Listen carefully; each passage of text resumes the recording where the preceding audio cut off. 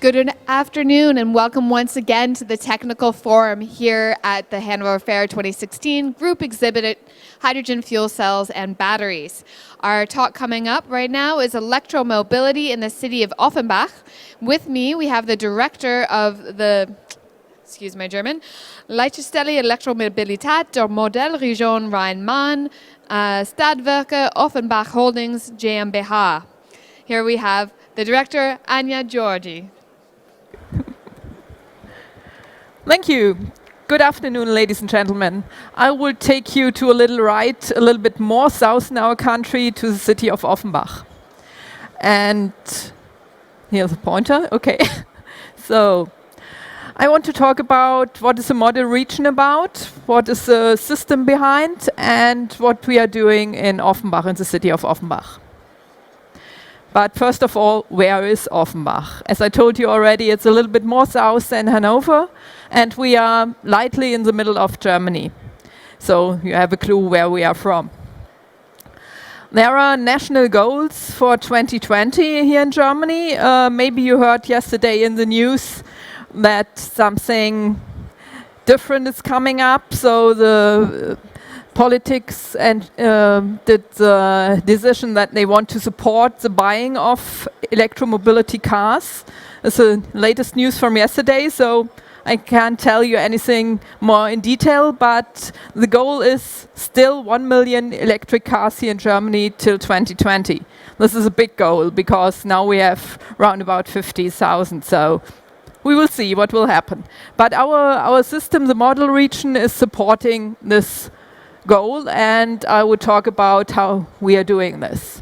Here you can see all the model regions split all over the world. No, it's only Germany, all over Germany.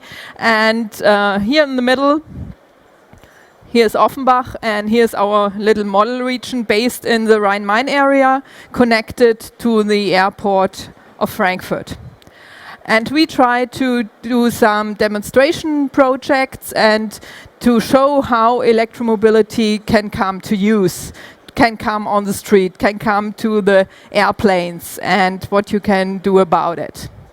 And we want to give the stakeholders a clue how good it is for the companies, for the cities, for the air, for the pollution reduction. At the moment there's a second call for foundation from the parliament, and it's supported by the Ministry of Traffic, so you can put in your projects and get a little bit of support, around about 50%. It depends on what kind of company or organization you are. What is the interesting part about the Rhine-Main area? Why is it so interesting to do a model region there? Because the Rhine-Main area is a little Germany, so to say. So we have all the things which are important to make demonstration stuff. So you have the airport, you have a lot of traffic, you have a lot of universities, you have big cities, you have small villages, you have a lot of leading financial companies, so it's a good surrounding to do such a region. The model region was implemented in 29, and we started with some small projects. Electric bus here, 2 electric cars there, though some pedelecs, just to show that it's working. It was really a demonstration. And in the second part, from 29 to 2011 on, we had 15 demonstration projects to coordinate. That's the task we at the model region have to do. And the result were 490 cars and e-bikes and 257 charging stations. That sounds not that much, but it was a start, and you need to start with the first step and then you can go on and on, but the first step need to be done. And the second phase was still running from 2012 to 2016, and now we have 11 demonstration projects and connected to the airport, for example. You can see it on our booth when you come around just over there. We have now a project volume of round about 31 million euros and the support by the government from 17 million. Here you can see what we are doing. We create an alliance. First, we want to name it Star Alliance, but there was a company who used it already, so we decided to name it Alliance of Electromobility. And you can see there are a lot of companies in, and every company is connected to one project of the 11 projects I was talking about. And we want to show that that's the main thing, to show that electromobility is for real life, and it's ready to use. So you can see there are fleets, and still the charging topic is a big one. So this is all connected to this alliance, and in this alliance we have several partners, and we have also we want to create a space where they can connect their knowledge. So that not everyone has to invent the wheel by its own. So you can learn from each other. You can have a uniform entrance medium for electromobility, for example, for car sharing. And those are our aims. And here's one thing we are very proud of, because it's as I know, the unique one of an airport in the world at the moment. We call it Green Gate, and we try to create the ground services by battery vehicles. So started with the stairs for the passengers up to the car who is pulling the plane to the start area. And now I want to take you a little bit to the area of the airport and show you a little video about it. Before an aircraft lifts off and takes passengers to their destinations, there's a lot of movement on the ground. There are around 1,350 takeoffs and landings every day at Frankfurt Airport. This entails numerous ground handling activities on the apron. Aircraft catering and ground handling call for a large number of transports and services, all of which have to work together precisely like the cogs in a wheel.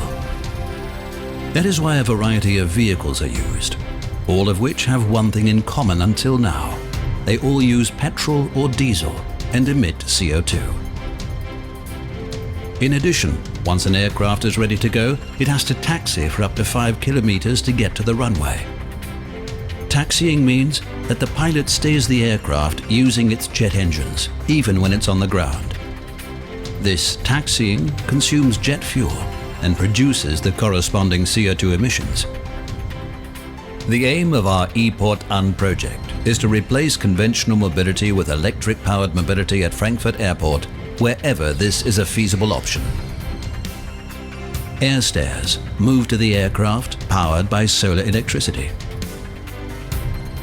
Electrically powered lift trucks convey cargo to the aircraft. The e-container transporter brings the cargo container to the lift truck, which is also electrically powered. That means the container loading process is partially electrified. Meals and drinks for the passengers' well-being are brought on board by the catering lift truck, which will soon be fully electric too. The TaxiBot hybrid tug, steered from the cockpit by the pilot, brings the aircraft to its starting point without the use of jet engines. In future, the E-Tug will be able to tow aircraft up to the size of an Airbus A380 and is intended for positioning and service towing. It is efficient, quiet, and low maintenance. Thousands of other movements on the apron are undertaken every day with conventional cars and transporters. 6 different types of electrically powered vehicles do this in an environmentally friendly way. Our E-fleet is constantly growing. Electromobility has the potential to change handling processes at Frankfurt Airport and to reduce CO2, noise, and other emissions. To an ever greater extent, the mobility required for ground handling is powered by electricity, making it increasingly green. The first e-port is being created in Frankfurt. E-port Am has already been recognized by the German federal government as an electromobility beacon project, and it won the 2014 Green Tech Award in the aviation category. A good start, and e-port An continues. We'll be keeping you up to date. e-port An, electromobility at Frankfurt Airport.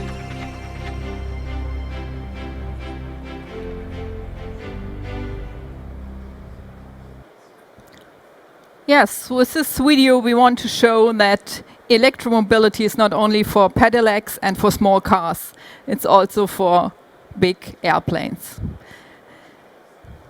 I like to continue with coming a little bit closer to the city of Offenbach. And we learned over the years that you have to find a very close connection to the politicians in your city when you want to go forward with your projects, and you need the support, and you need to show them how good it is for the city. And Offenbach is a city, in Germany it's called Großstadt, because if you have more than 1,000 inhabitants you are called Großstadt.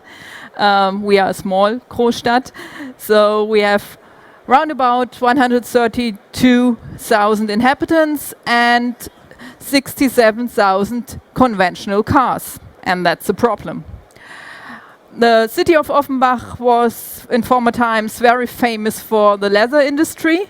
Still the international leather fair is taking place in Offenbach, but that's the only point which remains there. And I have to speed up a little bit. I want to come directly to the projects. I jumped over some things. We got a project with 40 cars we brought to companies, and they are using there in their daily use. We had a package with insurance, winter gear and all the stuff, so they don't have to care about it, they only have to drive. And this was very good to do because we had round about 80 tons of CO2 less than when they were going by conventional cars. So they are using it, and it's a good project. It's visible because the branding of the cars is very coming up in your eyes. You can see it all over the city, and it's a good marketing point too. We had a lot of partners in there. Here you can see the impressive fleet of the project. And now just one last sentence. We have a point in the middle of the city, which is you can do a car sharing and pedelec sharing, because the main point for electromobility is, for me, you have to show that it works. Thank you for your attention. I'm sorry to cut it a little bit short there. Sorry. But I'd like to leave a little bit of time for if there's any one quick question. Yep.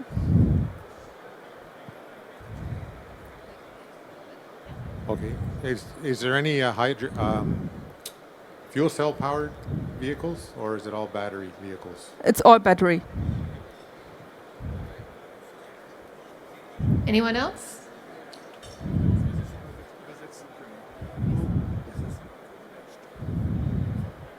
So the source of the electricity, is it, well, you understand, is it a green source? Yes, in the center of Offenbach it is.